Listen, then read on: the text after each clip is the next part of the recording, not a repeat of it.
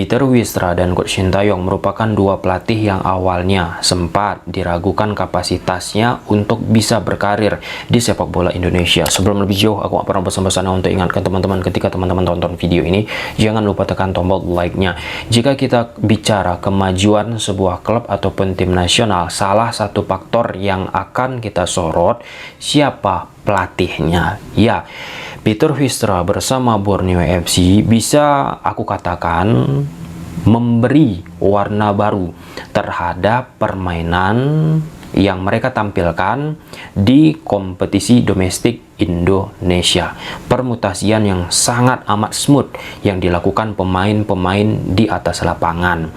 Dan pelan-pelan Borneo FC pun semakin mempertebal identitas yang mereka miliki. Yang sebelumnya Borneo FC salah satu tim yang suka bermain bola-bola panjang, dan perlu digarisbawahi juga teman-teman, Borneo FC termasuk tim yang suka melakukan gonta-ganti pelatih sebelum datangnya Peter Wijndra. Datangnya Peter Wijndra ya memang merubah ya bagaimana dinamika fleksibilitas permainan yang dimiliki oleh Borneo. Ya, meskipun awal-awal ketika Wijndra datang ke Borneo sempat diragukan seberapa lama nih pelatih sekaliber Peter Wijndra bisa bersama Borneo FC, yang notabene ya manajemen ataupun pelatih-pelatih yang didatangkan oleh Borneo sebelumnya nggak begitu lama masa baktinya bersama Borneo. Dan sekarang Peter Wijndra ya mendapatkan kesempatan banyak, mendapatkan kesempatan lebih dari manajemen Borneo, dan Peter Wijndra pun nggak menyia-nyiakan apa yang sudah diberi kepercayaan oleh manajemen Borneo. Seperti yang sudah kita ulas teman-teman, Borneo FC ya, soal taktikalnya ya memang kita harus fair teman-teman, nggak begitu banyak ya di media sosial kita ataupun di media mainstream membahas bagaimana pendekatan taktikal yang dimiliki oleh Borneo FC yang tampil di Liga 1 Indonesia kemarin, yang juara di regular series, dan sampai saat kita membuat video ini pun di kompetisi Liga 1 Indonesia teman-teman menampilkan permainan impresif untuk dibahas ya. Padahal apa yang ditampilkan oleh Peter Wijndra sangat amat luar biasa, khususnya bagaimana perkembangan taktikal yang ada di kompetisi Liga 1 Indonesia. Ya, tanpa mengurangi rasa hormat pastinya kepada pelatih-pelatih lain yang ada di kompetisi domestik kita. Pelatih-pelatih lain pun tentu memberikan niatan, gagasan, ide untuk bisa diaplikasikan oleh pemain-pemain mereka di atas lapangan. Namun, bagaimana ya Peter Wijndra ini ketika bermain di kompetisi domestik pun kala bermain di ASEAN Club Championship itu tidak merubah identitas permainannya, tetap melakukan yang namanya permutasian posisi, tetap melakukan yang namanya permainan dengan sistem 1-4-3-3 tergantung kemudian bagaimana gerakan-gerakan movement pemain di atas lapangan, sehingga menciptakan yang namanya improvement terhadap formasi yang baku tersebut teman-teman. Dan ya akibat racikan yang diberikan oleh Peter Wijndra kepada Borneo FC akhirnya menyingkirkan lah ya stigmatisasi yang menyebutkan Peter Wijndra ini pelatih yang underrated. Nah, underrated ini maksudnya diremehkan teman-teman. Yang awalnya diremehkan, sekarang pelan-pelan secara permainan ya konsistensi itu bisa dicapai oleh Peter Wijndra. Nah, kalau kita bicara di sepak bola Indonesia yang sangat amat dinanti itu memang endingnya, ujungnya teman-teman, apakah Borneo FC, apakah klub-klub lain bisa memperoleh gelar. Meskipun kalau kita bicara di sepak bola Indonesia permainannya gokil, permainan kayak Barcelona, permainan kayak Man City, permainan kayak racikan Pep Guardiola, kalau tidak juara ujungnya tidak akan diingat. Nah, aku termasuk orang yang jujur ya teman-teman, menonton sepak bola itu karena permainannya. Ya, mau ujungnya kalah lah, mau ujungnya imbang lah, mau ujungnya tidak mendapatkan hasil yang kita harapkan, dengan permainan yang baik ditampilkan oleh pelatih, dengan permainan yang oke ditampilkan oleh pelatih, itu salah satu quote and quote ya hiburan juga, dan memanjakan kita dan menambah ide wawasan kita untuk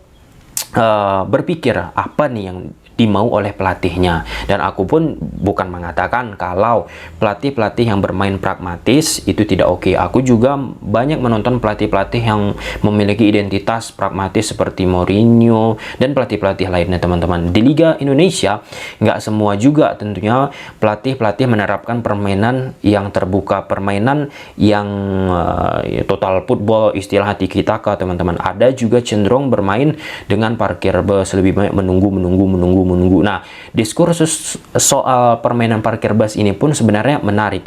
Mengapa aku katakan demikian? Beberapa waktu yang lalu di Liga 1 Indonesia, Persita Tangerang menggunakan permainan parkir bus, menunggu dengan skema 6-3-1 dan lain sebagainya, teman-teman. Bertahan aja nih. Sedangkan Persija Jakarta terus melakukan gempuran penyerangan. Ball position mereka pun tinggi. Dan selesai pertandingan, diseranglah dalam tanda petik ya oleh oknum-oknum tertentu Persita Tangerang akibat permainan negatif yang mereka tunjukkan. Padahal itulah dia seni sepak bola yang aku sangat sayangkan, teman-teman. Mengapa? Kalau kita bicara prinsip permainan sepak bola negatif di Liga Indonesia, itu belum bisa diterima secara luas. Jadi cenderung dianggap klub tersebut tidak berniat bermain sepak bola, tidak berniat untuk bisa menampilkan permainan sepak bola yang indah. Padahal itu merupakan salah satu style of play. Bagaimana untuk bisa meruntuhkan, membuat lawan frustasi dan lain sebagainya. Nah, ketika kita bawa itu ke level timnas Indonesia, notabene pendukung-pendukung kita, teman-teman, lebih menerima kalau misalnya pelatih timnas melakukan permainan yang namanya defensif, counter defense, teman-teman. Nah, jadi ya kita bicara di level Liga Indonesia itu masih diperdebatkan. Ketika Coach Sintayong bersama timnas Indonesia kan sering kan di beberapa elemen pertandingan Coach Sintayong lebih banyak menunggu ketimbang bermain terbuka. Dan ketika dilakukan hal demikian terus-menerus oleh Coach Sintayong, banyak yang memberikan apresiasi defensif yang oke dan lain sebagainya. Jadi kita pun harus memikirkan hal serupa juga ya, mendukung hal serupa juga. Ketika kita mendukung apa yang dilakukan oleh Coach Sintayong bersama timnas, pun ketika apa yang dilakukan oleh pelatih-pelatih klub Liga yang ada di klub-klub Liga 1 Indonesia, teman-teman, ataupun Liga 2. Nah, jadi ini situasional yang cukup menarik. Nah, kita kembali ke konteks Borneo FC bersama Peter Wijstra. Dan ya, memang nggak setiap pertandingan Peter Wijstra mampu menampilkan permainan yang rapi, permainan yang smooth. Nah, contoh saat menghadapi Lion City Sailors itu salah satu pertandingan dan permainan yang rapi ditampilkan oleh Peter Wijstra. Tapi di pertandingan selanjutnya, misal di Liga 1 Indonesia saat menghadapi Bali, misalnya, teman-teman, walaupun Borneo menang, tapi di situ tidak ada kerapian yang muncul. Nah, banyak hal-hal yang tentunya perlu dievaluasi jika kita bandingkan saat Borneo menghadapi Lion City Sailors, khususnya dari tingkat kerapian defensif dan attacking yang dimiliki oleh Borneo FC. Nah, bicara soal konsistensi permainan yang rapi, Pep Guardiola pun merasakan hal serupa pastinya, teman-teman. Nggak bisa dia secara kontinu akan menampilkan permainan terbaik, tetapi dia tidak menanggalkan identitasnya.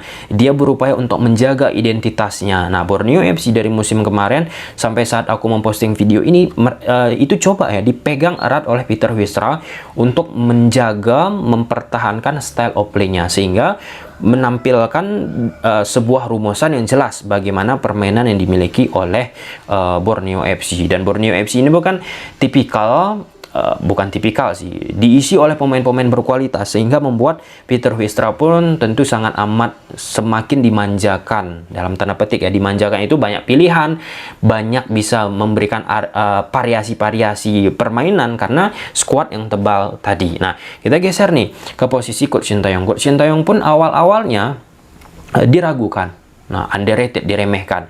Diremehkan karena posisinya dibandingkan dengan Luis Mia. Luis Mia, kenapa dibanding-bandingkan? Karena bisa memberikan influence kepada pecinta sepak bola Indonesia akibat permainan yang jelas. Ball position, 1-2 sentuhan, dan lain sebagainya.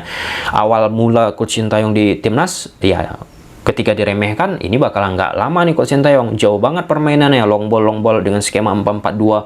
Awalnya aku ingat banget tuh, teman-teman, dikit-dikit long ball, dikit-dikit crossing, dan mudah untuk diantisipasi oleh lawan. Nah, jadi romantisme yang dimiliki oleh Luis Milla bersama timnas terus diingat. Tapi pelan-pelan Coach Sintayong menemukan dan memberikan warna, sama seperti Peter Wijtra di Borneo FC, memberikan warna terhadap permainan. Dan sampai sekarang ini Coach Sintayong banyak sekali yang menanti bagaimana permainan yang ia tampilkan bersama timnas Indonesia. Aku nggak mau masuk ke tataran. Ada juga yang memunculkan sebuah argumentasi kalau posisi hebatnya Coach Sintayong ini salah satunya ditunjang oleh pemain keturunan. Nah, dalam konteks itu teman-teman, ya bisa kita banyak ambil sebuah pelajaran. Misalnya Pep Guardiola sistemnya itu berjalan ketika ia dihuni oleh pemain-pemain bintang, pemain-pemain berkualitas, pemain-pemain yang dia inginkan. Kalau misalnya pemain-pemain yang nggak dia inginkan masih ada di skuadnya, sistemnya itu nggak berjalan. Jadi ini Pep Guardiola pelatih by system, pelatih by player. Jadi dibutuhkan pemain-pemain yang sesuai dengan kapasitasnya. Dan posisi awal-awal Coach Sintayong dengan pemain timnas yang ada teman-teman, tanpa mengurangi rasa hormat pastinya, itu sulit Coach Sintayong untuk menciptakan yang namanya permainan yang dia inginkan. Dan di posisi sekarang, semakin kuat, tebal skuad timnas Indonesia teman-teman, Coach Sintayong bisa itu menampilkan permainan jelas, identitas kemauan yang jelas terhadap timnas Indonesia. Walaupun ada pro kontra, ada yang setuju, ada yang sependapat, ada yang sepemikiran dengan Coach Sintayong. Kayaknya sepak bola Indonesia cocok nih dengan permainan pragmatis ataupun lebih banyak menunggu kemudian counter. Dan di sisi lain teman-teman, ada yang berkeinginan kenapa Coach Sintayong tidak bermain terbuka. Ya itu tadi teman-teman, itu selera, itu pandangan, itu prinsip yang dimiliki oleh pelatih. Ada pelatih yang gemar identitas ball position, ada yang lebih ke counter defense. Di posisi itu kita harus di mana ya? Kita harus menghargai, menghormati apa yang diinginkan pelatih. Tentu pelatih yang lebih tahu. Jadi dari Peter Wijtra, dari Coach Sintayong, ini awalnya mereka pelatih underrated dianggap ya, karena dibandingkan dengan masa lalu mereka. Dan pelan-pelan bukan masa lalu mereka, dengan pelatih sebelumnya, dengan situasi kondisi tim sebelumnya teman-teman, dan pelan-pelan mereka bisa menunjukkan warna baru terhadap perkembangan sepak bola Indonesia. Kenapa aku bicara soal warna value? Ini penting ya, value warna, karena akan bisa meningkatkan yang namanya sebuah kualitas. Baik itu apa yang ditampilkan oleh Borneo bersama Peter Wijtra, taktikalnya silahkan tonton ulasan-ulasan kita sebelumnya teman-teman. Baik itu apa yang ditampilkan oleh Sintayong dan timnas. Sehingga ketika value dan nilai ini bisa terjaga, bisa terawat, ini kan sebagai pilar untuk memajukan, untuk mempertahankan kualitas sepak bola Indonesia kita ini, bahkan untuk meningkatkan kualitas sepak bola Indonesia kita ini. Jadi pilar udah ada, tinggal memupuk ataupun menguatkan apa yang sudah dikembangkan, apa yang sudah dibangunkan. Oke, mungkin sampai sini aja teman-teman. Jadi pelajaran untuk kita semua, pelatih yang awalnya diremehkan kadang bisa memberikan warna yang sangat amat spesial. Dan sekarang kita bicara misal Coach Sintayong, ini spesial banget di mata pecinta sepak bola Indonesia, dan seakan-akan sudah bisa nih melupakan apa yang ditampilkan oleh Luis Milla. Bukan seakan-akan sih, sudah bisa kita katakan juga, udah bisa nih dilupakan apa yang ditampilkan oleh Luis Milla bersama timnas dengan 1-2 sentuhannya beberapa waktu yang lalu. Mungkin sampai sini aja. Gimana menurut teman-teman? Coba silahkan tulis di kolom komentar. Bye.